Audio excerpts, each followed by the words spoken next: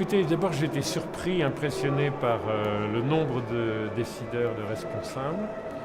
Ravi d'apprendre que ça allait être une série de conférences et que la BIAT organisait un vrai débat sur les questions de politique publique. Heureux de pouvoir partager une expérience qui est à la fois un peu européenne et aussi mon expérience de responsable gouvernemental en Afrique de l'Ouest, parce que ça permet de comparer.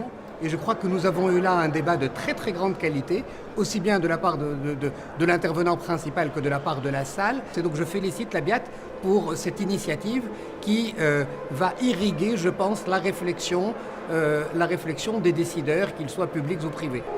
Alors, mes réactions à chaud, c'est d'abord en fait de l'optimisme et de l'espoir par rapport à l'avenir. Que voilà, malgré un peu le discours ambiant, quand il y a des gens qui viennent de l'extérieur, ils ont une vision extrêmement positive de la Tunisie, de ce qu'elle a accompli.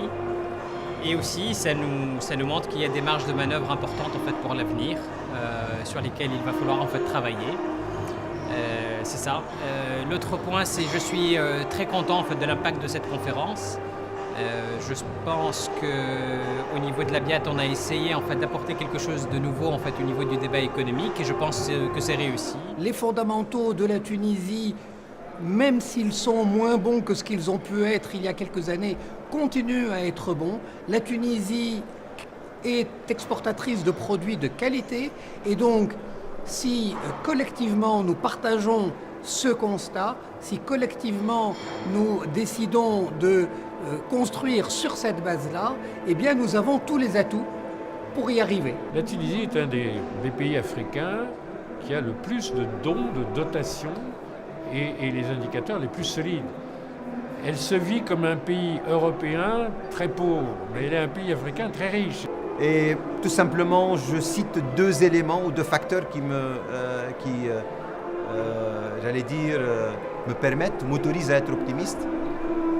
On a parlé de la qualité du secteur privé, je ne vais pas le rappeler, mais j'en parlerai de deux autres.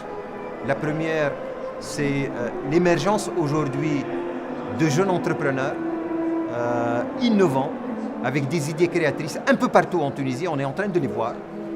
De nouveaux projets qui commencent à émerger.